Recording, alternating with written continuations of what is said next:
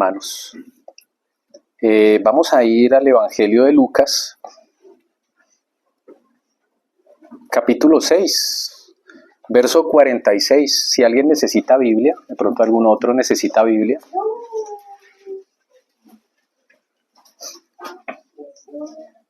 Capítulo 6 de Lucas, verso 46 en adelante. Vamos a leer, mis hermanos. ¿Por qué me llamáis Señor, Señor, y no hacéis lo que yo digo? Todo aquel que viene a mí y oye mis palabras y las hace, os indicaré a quién es semejante. Semejante es al hombre que al edificar una casa cavó y ahondó y puso el fundamento sobre la roca. Y cuando vino una inundación, el río dio con ímpetu contra aquella casa, pero no la pudo mover, porque estaba fundada o construida sobre la roca. Mas el que oyó y no hizo, semejante es al hombre que edificó su casa sobre tierra, sin fundamento, contra la cual el río dio con ímpetu y luego cayó, y fue grande la ruina de aquella casa. Amén. Amén, hermanos. Este mismo pasaje lo encontramos en el libro de Mateo, capítulo 6, versículos 24 al 29. Allí también se registra exactamente la misma parábola y las dos se complementan y las dos tienen detalles distintos.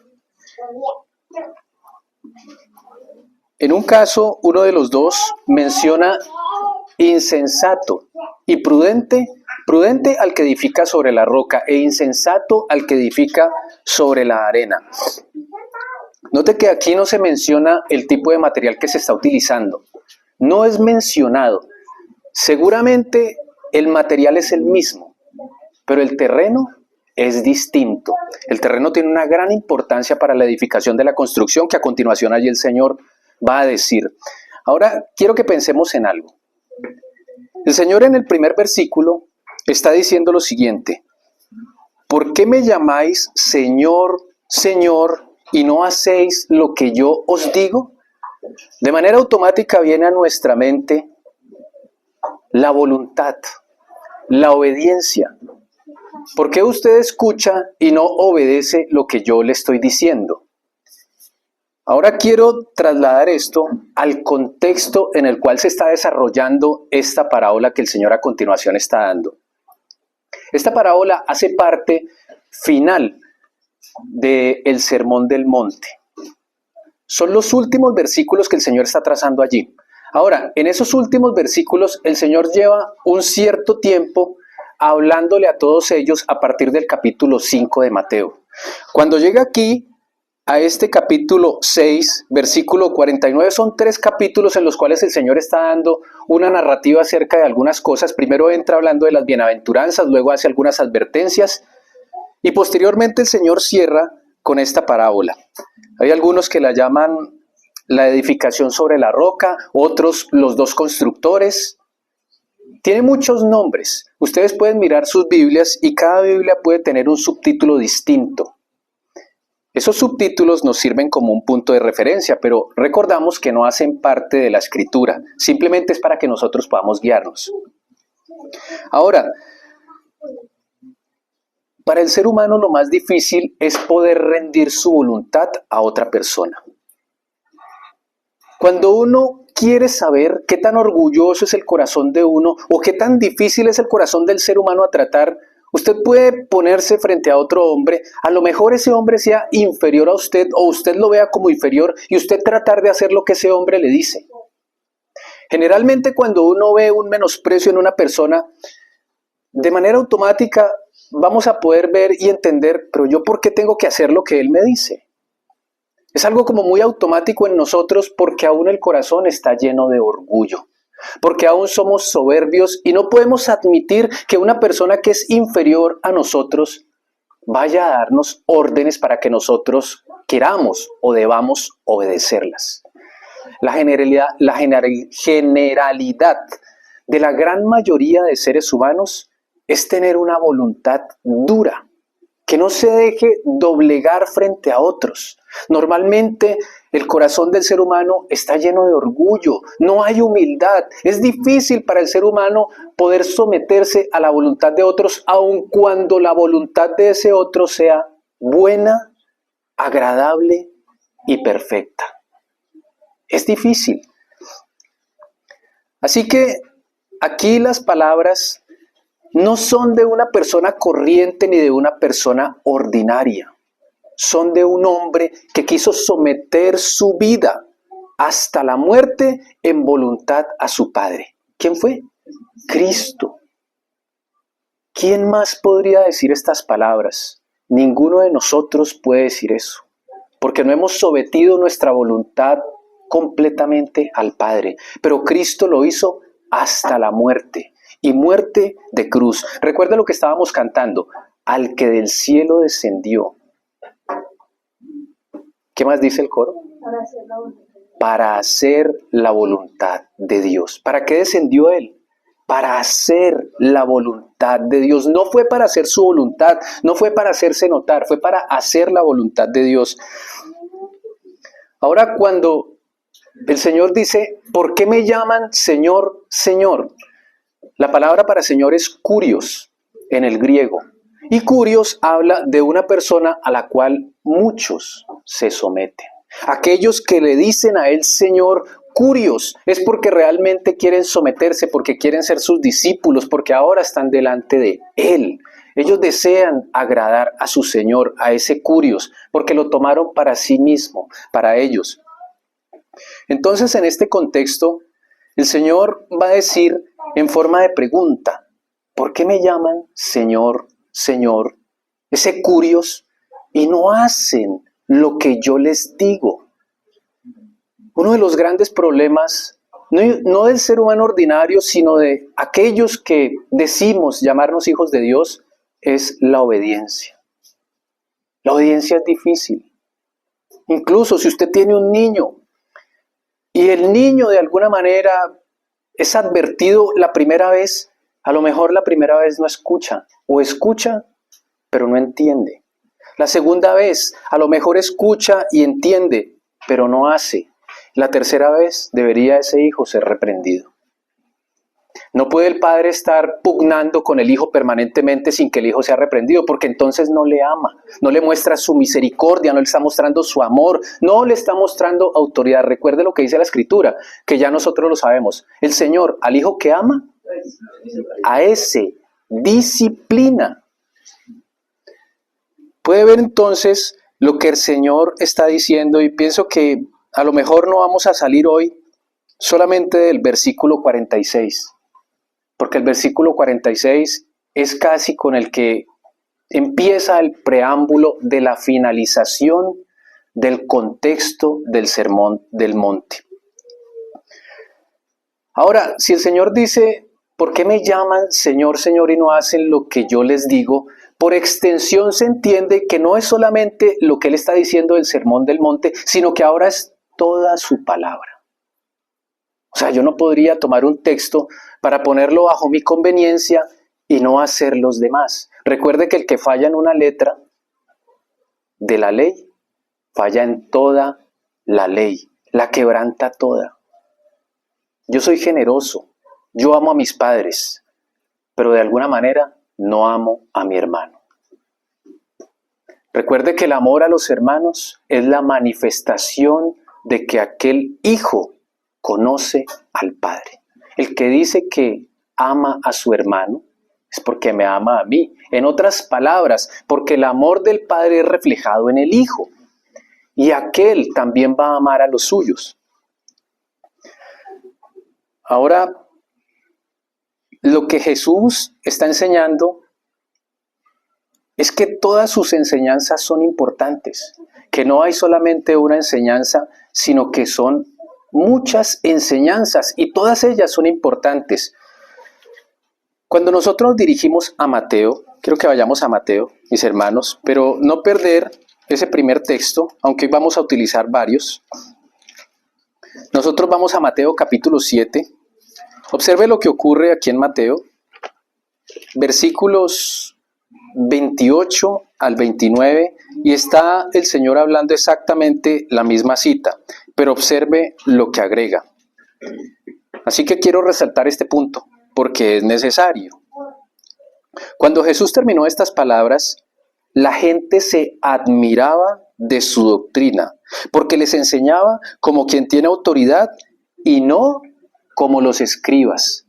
¿Saben por qué? Porque los escribas permanentemente seguían un discurso y ese discurso era alargado de manera continua. Ahora quiero que veamos esto, que esta parte final en su discurso es muy difícil de interpretar, porque nosotros estamos leyendo unas letras y no estamos en el contexto de aquella época. Sin embargo, entender lo que estas personas experimentaron no es sencillo, es muy difícil. Y para esto quisiera traerles varios ejemplos de algunas traducciones que se han hecho. Y algunas la interpretan de la siguiente manera. Cuando está diciendo que la gente se admiraba de su doctrina, algunas versiones dicen esto, que estaban admirados, otras que estaban asombrados, maravillados, atónitos, se espantaban. Y observe una versión amplificada de la Reina Valera, dice, estaban atónitos y abrumados con perpleja admiración. Al final del Sermón del Monte todo el mundo estaba con los ojos expectantes y tenían un sentimiento en su corazón que nunca habían sentido cuando estaban escuchando a los maestros antiguos de la ley, aquellos que pretendían interpretar las Escrituras. Para ellos, era escuchar a una persona más, pero cuando escuchan a Jesús, están plenamente admirados, atónitos, están sorprendidos y seguramente algunos de ellos asustados. Pero de una manera sencilla nosotros podemos leer estas palabras. Y allí está la conclusión de un sermón, en el que se desenvuelve una cantidad de cosas. Y muchos dicen que el sermón del monte o el sermón de la montaña, para nosotros es una radiografía de la vida cristiana, que todos nosotros debiéramos poner en práctica únicamente lo que está consignado en el sermón del monte. Pero el Señor está diciendo allí que hay que hacer todas sus palabras. Todas hay que ponerlas por obra. No es solamente una, sino todas, todo lo que Él está diciendo. Su sentido original, cuando está diciendo que están atónitos, es sacados fuera de sí por la impresión que el contexto de las palabras del Señor está causando en ellos. Salieron de sí. Es algo que nunca habían experimentado con las palabras que el Señor Jesucristo les dio a continuación. Es decir, que sus corazones quizá en ese momento habían estado experimentando un fuego que no habían experimentado al escuchar ni a los escribas, ni a los fariseos, ni a otros hombres que pretendían ser maestros de la ley. Entonces, el oidor, pero no hacedor de la palabra, sigue los impulsos de su corazón pecaminoso. Es lo que dice la Escritura. Está siguiendo su corazón engañoso y al final termina en el hueco cometiendo el mismo pecado que siempre ha cometido. ¿Por qué me llaman curios y no hacen lo que yo les digo? Dice el Señor.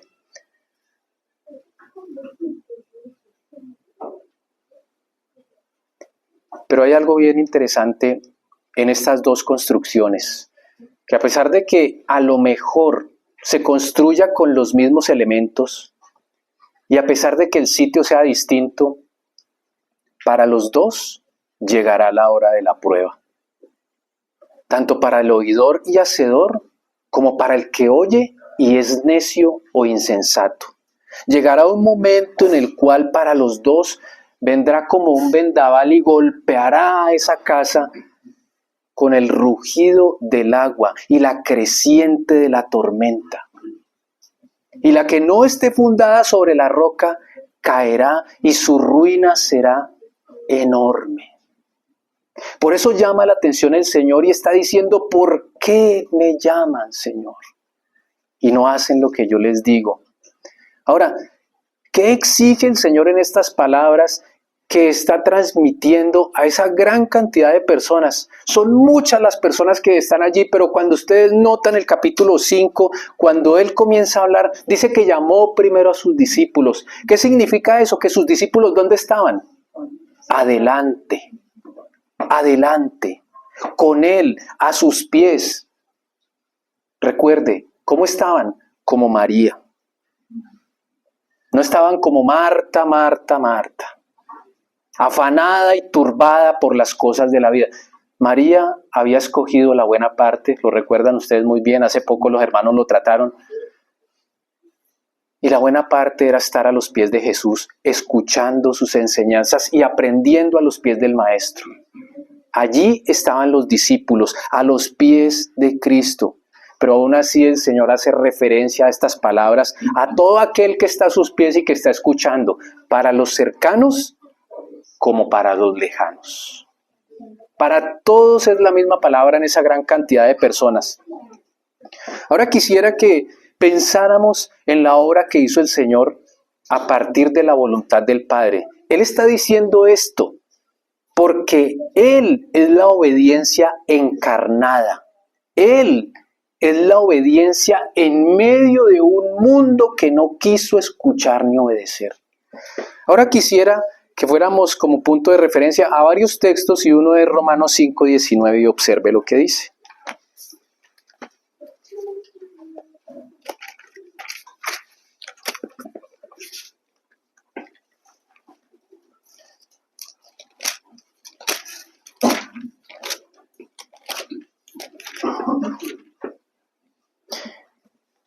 Dice el apóstol Pablo a los romanos: así que como por la transgresión de uno vino la condenación a todos los hombres, de la misma manera, por la justicia de uno vino a todos los hombres la justificación de la vida.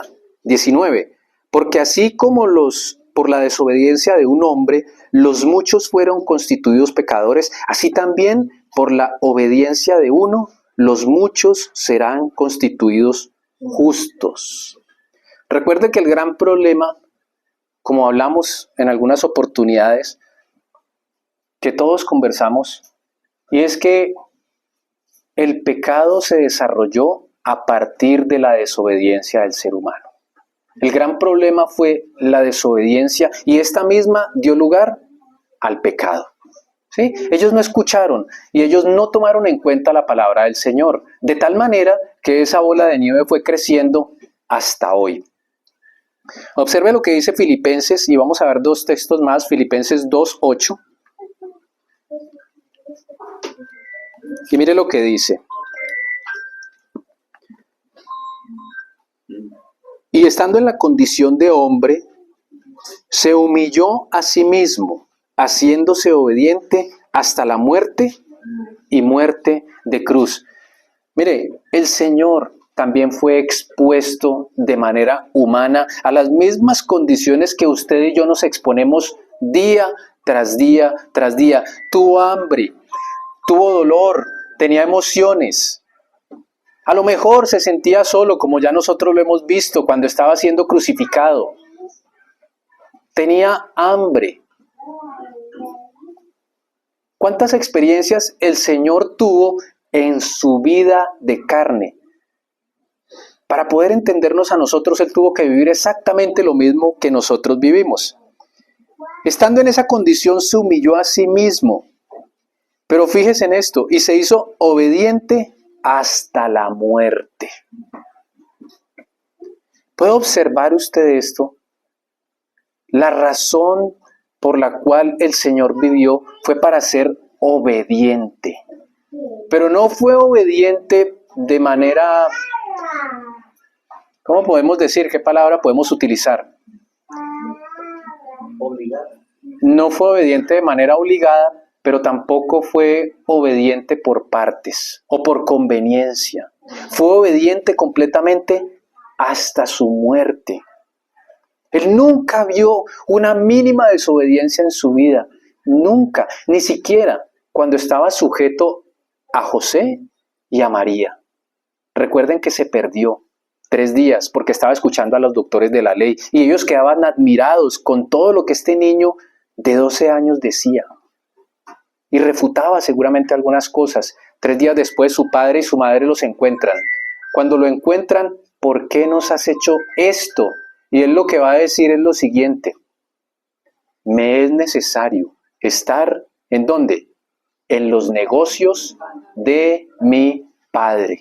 Me es necesario estar en los negocios de mi Padre. ¿Y sabe qué va a decir la Escritura a continuación? Pero ellos no entendían a qué se estaba refiriendo él.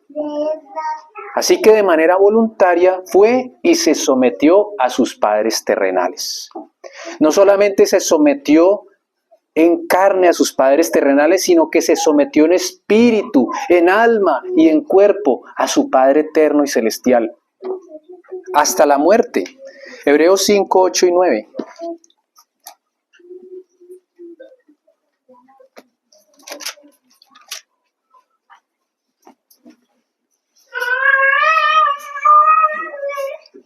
Observe lo que dice el capítulo 5 a los Hebreos, los versos que dijimos.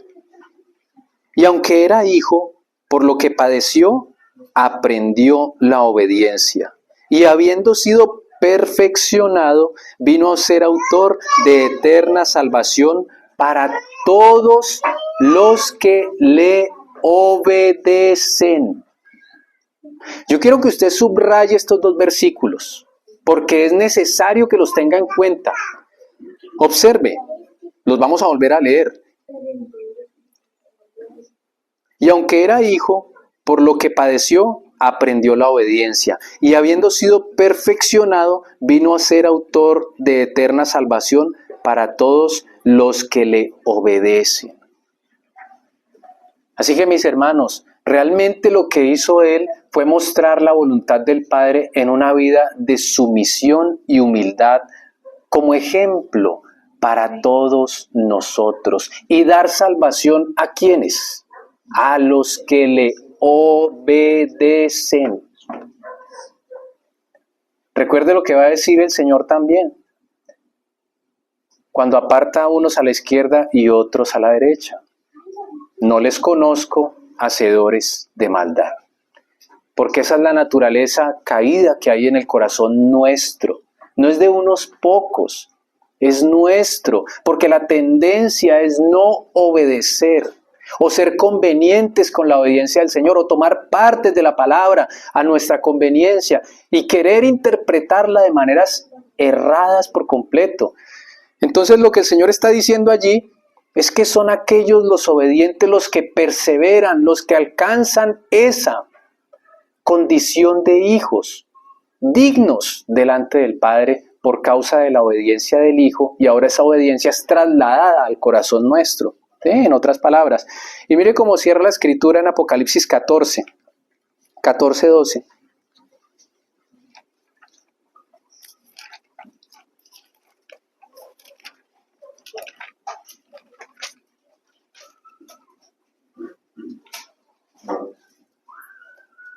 Dice, aquí está la paciencia de los santos, los que guardan los mandamientos de Dios y la fe de Jesús. Allí está la paciencia de los santos, guardando los mandamientos aún a pesar de la prueba, aún a pesar de que los vientos vengan reciamente, aún a pesar de que esa tempestad pareciera que va a tumbar esa casa, pero que no la tumba porque está fundada ¿en dónde? Sobre la roca. Que no importa lo que venga, que no importa la situación que usted esté viviendo, que no interesa si su casa está fundada sobre la roca, no tenga miedo, porque no se va a caer. ¿Entiende? Y hay muchas circunstancias, porque como dije anteriormente, si bien es cierto que la prueba llega para los necios, también llega para los prudentes. No por el hecho de que la persona sea prudente, entonces no será probada. Su fe tiene que ser probada. Su fe tiene que ser expuesta. ¿Qué tanto puede confiar en el Señor? Y a veces hay situaciones terribles para la vida de las personas. Situaciones que aplanan por completo el corazón de la persona. Que siente que está desesperanzado, que siente que no puede más. Pero si está fundado sobre la roca, nunca va a caer. A veces hasta la escasez. Viene la escasez en todos los aspectos. En el primer aspecto es la escasez espiritual. Porque no hay una consagración, porque no hay un compromiso con el Señor. No hay una intimidad con Él. Por eso no se puede escuchar, no se conoce su voluntad, porque no va a los atrios, porque mejor es un día en tus atrios que 1000 fuera de ellos. ¿Para qué estar fuera de la presencia del Señor, viendo toda la desgracia y la corrupción de este mundo? Pero si uno no va a la presencia del Señor, ¿cómo va a conocer su voluntad? Si uno no ora, ¿cómo va uno a pretender que está escuchando al Señor? ¿A cuál Señor está escuchando? Entonces esto trae muchas cosas y las pone sobre la mesa, diciendo que aquí está la paciencia de los santos, los que guardan sus mandamientos. Y está al final, ya casi en la conclusión de toda la historia humana, cómo el Señor quiere que sus santos guarden su palabra, cómo el Señor quiere ser amado, como leía nuestro hermano en Juan, cómo el Señor quiere ser amado por obediencia nuestra a su palabra, no por temor, como muchas veces lo hemos dicho. Así que esa es la paciencia y la fe de los santos, guardar su palabra. Y allí posteriormente vamos a tocar algunos temas para que ustedes miren. Y ya refiriéndonos al pueblo de Israel, esos 40 años en el desierto da como resultado el fruto de la desobediencia. O sea, esos 40 años que ellos pasaron en el desierto, parece ser que no alcanzó a causar un efecto diferente en sus corazones. Sus corazones siempre fueron desobedientes. Ese corazón siempre mostró lo que realmente era, que no le interesaba obedecer al Señor.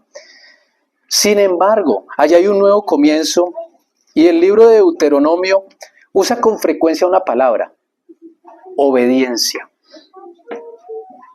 Y vayamos a Deuteronomio capítulo 11, versículo 26 y 27.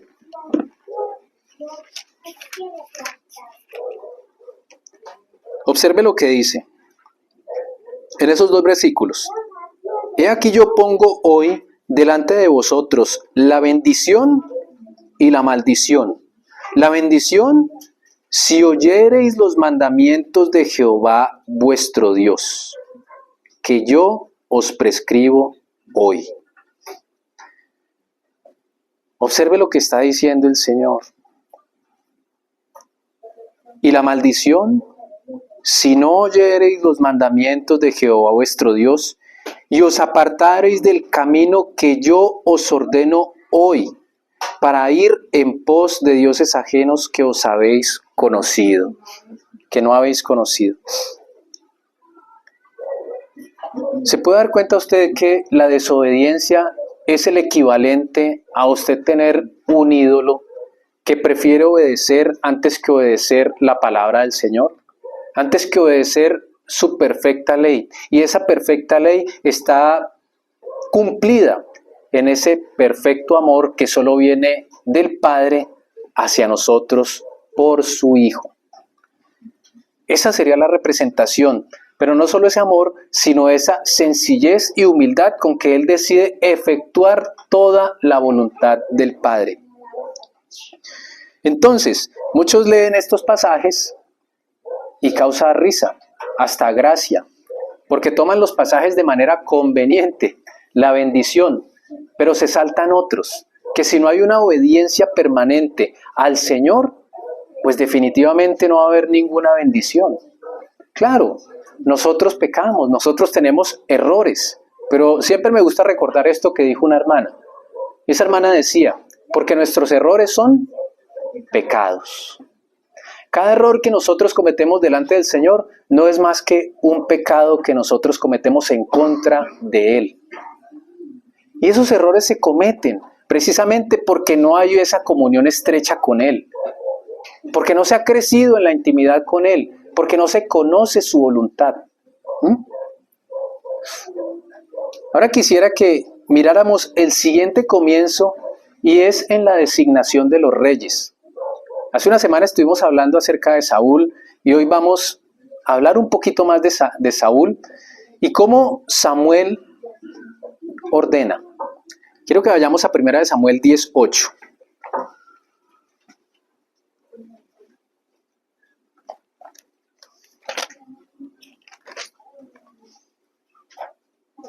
Observe la instrucción que Samuel le va a dar a Saúl. 10:8. Es la instrucción antes de que comience todo. Vamos a seguir ahí un poco en el libro de Samuel. Entonces, para que no lo pierda y lo tenga allí. 10:8, primera de Samuel. Observe esto. Luego bajarás delante de mí a Gilgal. Entonces descenderé yo a ti para ofrecer holocaustos y sacrificar ofrendas de paz.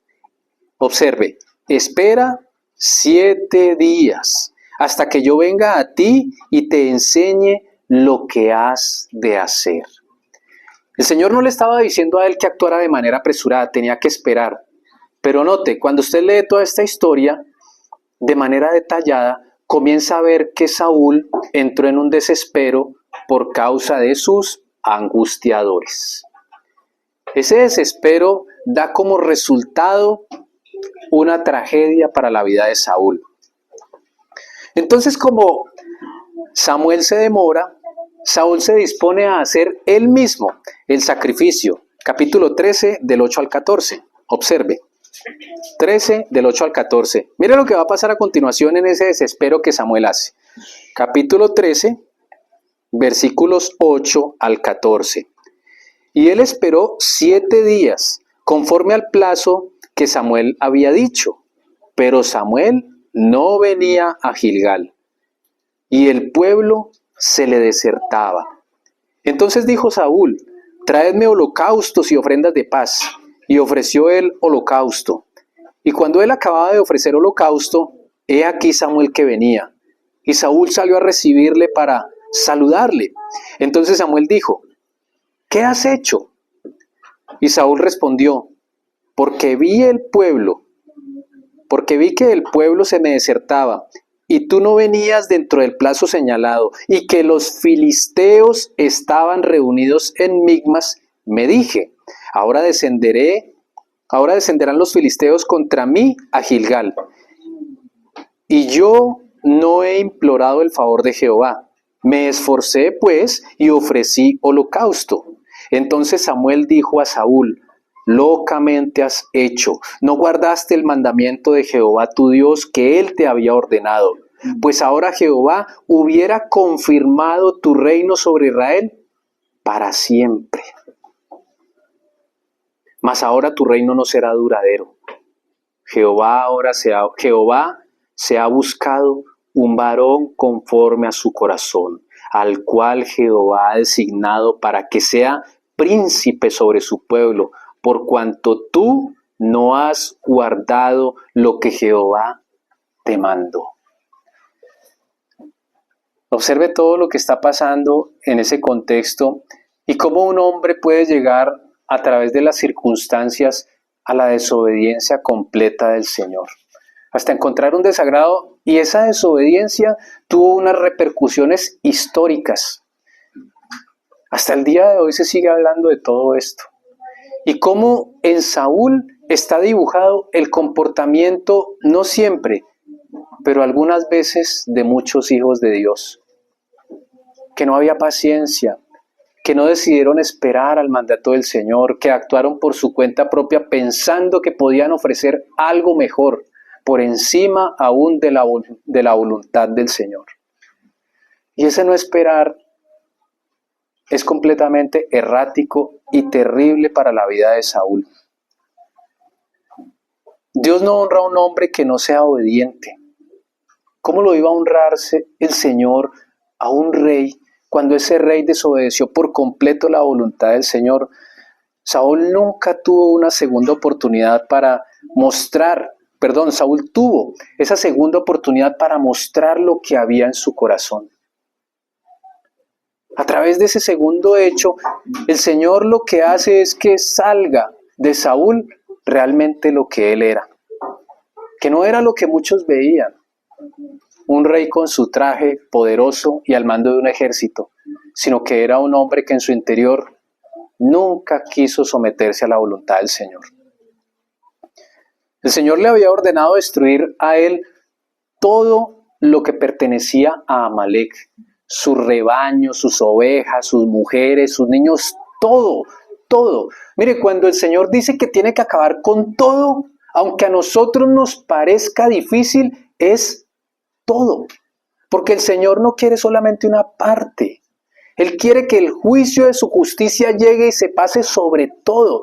Entonces le dice que tiene que acabar con Amalek, con su ganado, con sus vacas, con sus niños, con sus mujeres, con todo. No podía dejar absolutamente nada. Incluso con la vida de Agag. Perdón. Observe 1 Samuel 15:11.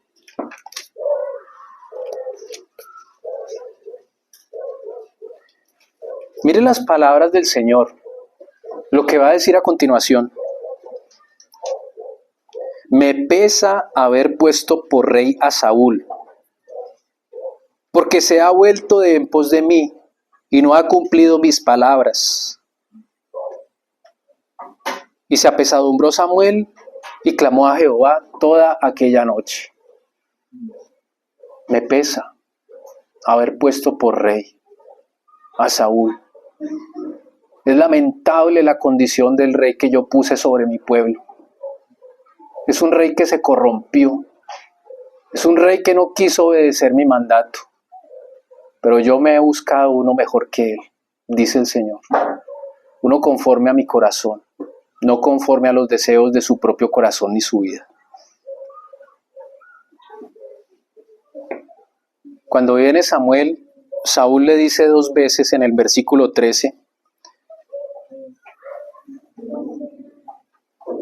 vino pues Samuel a Saúl y Saúl le dijo, observe lo que dice Saúl, bendito seas tú de Jehová. Observe esto y si puede subráyelo. Yo he cumplido la palabra de Jehová. ¿Se da cuenta? Mire, una persona cómo puede estar de enceguecida. Bajo la autoridad puede una persona enceguecerse, sí. Bajo el poder puede una persona enceguecerse, sí. Conociendo la palabra de Dios puede enceguecerse, sí, porque la escuchó, sí, porque se la reafirmó, sí, porque se le dijo. Puede enceguecerse, sí, sí. ¿Se da cuenta todo lo que está pasando allí? Él no había hecho caso al Señor. Y así lo han hecho muchos, como podrían pensar de sí mismos. Pero su obediencia no había sido total, no era una obediencia completa. El Señor había dicho, destruye y no tengas piedad de él. Tenía que barrer con todo lo que había en esa tierra. No podía dejar un animal vivo. Por perfecto, por gordo y por bueno que le pareciera, no podía dejar un solo animal. Tenía que matar todo. Todo es todo. Entonces eso no fue lo que el Señor hizo. Eso no fue lo que Él hizo, sino que Él perdonó lo que a Él le pareció. Él dijo, esto puede servir para sacrificio al Señor. El Señor se va a agradar de esto. Mire el engaño en el que estaba este hombre.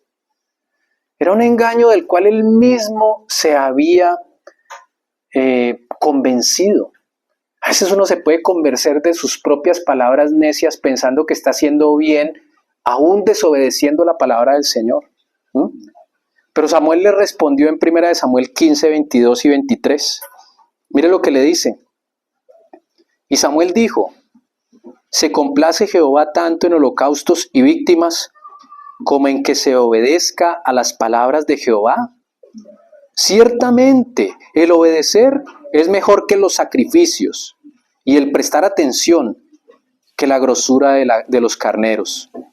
Porque como pecado de adivinación es la rebelión, y como ídolos e idolatría la obstinación. Por cuanto tú desechaste la palabra de Jehová, Él también te ha desechado a ti para que no seas rey. Quiero que leamos el 24. Entonces Saúl dijo a Samuel, mire lo que él dice, reconoce, yo he pecado, pues he quebrantado el mandamiento de Jehová y tus palabras. porque temí al pueblo y sentía la voz de ellos. Perdona pues ahora mi pecado y vuelve conmigo para que adore a Jehová.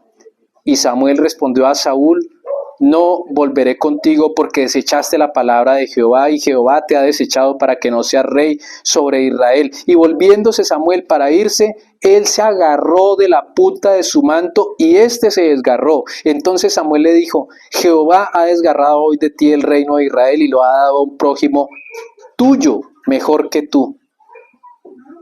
Eso fue una tragedia ese día para el pueblo de Israel. Fue terrible. Ese primer rey tuvo que haber sido depuesto del cargo que le había dado el Señor por causa de su desobediencia. O sea que una cosa triste en la vida de un creyente es que cuando se cumple con solo una parte de los mandamientos o la voluntad del Señor, es una tragedia.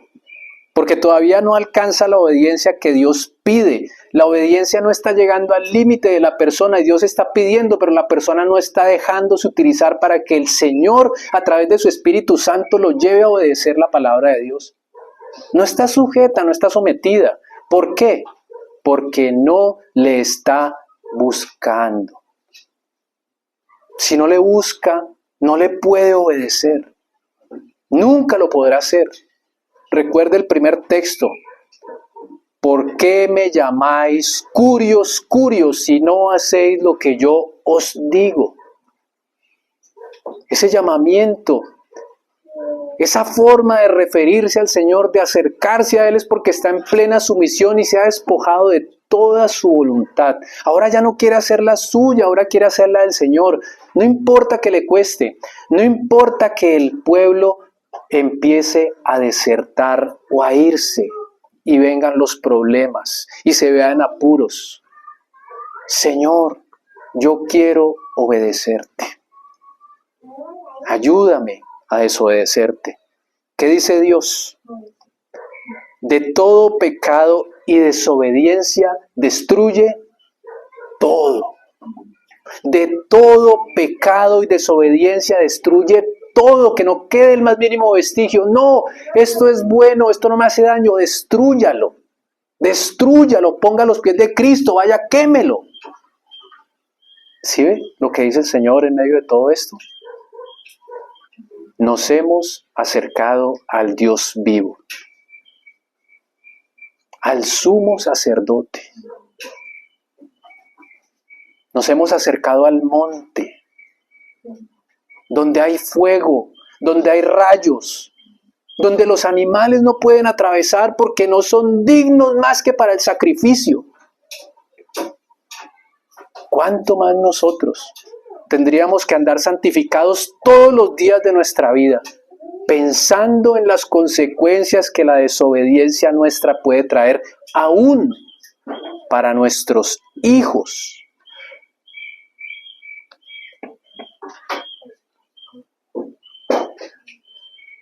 Cuando un padre desobedece, su hijo desobedece.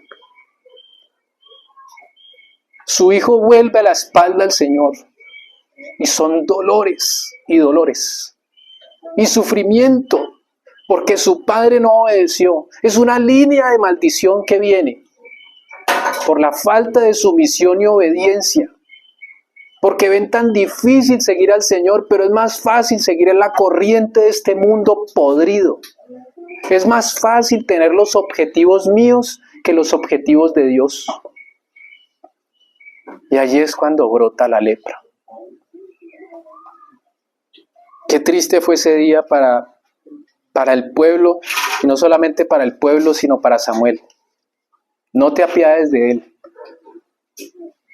Y hasta esta instancia entonces, que Dios nos revele su perfecta voluntad para que nosotros podamos ser obedientes a ella. No se puede perdonar absolutamente nada que el Señor demanda de mí. Yo tengo que cortar con todas esas cosas. Tengo que llevarlas a los pies de Cristo. Todo lo que no está en perfecta armonía con la voluntad del Señor debe ser sacrificado y quemado. Ni siquiera una obediencia mínima puede dar la gloria al Señor. que lo que a usted le satisface, pero al Señor no, que usted lo pueda poner a los pies de Cristo y lo pueda entregar como un sacrificio al Señor hoy. Hoy.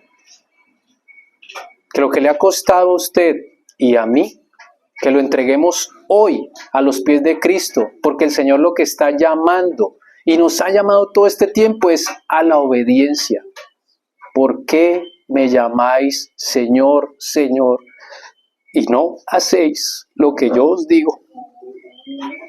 Esa es la palabra del Señor. Si uno reverencia la palabra, ¿cuánto más al autor de su palabra? ¿Cuántos dolores nos evitaríamos nosotros? ¿Cuántos sufrimientos nos evitaríamos poniendo a los pies de Cristo todo lo que somos? Amén, hermanos. Amén.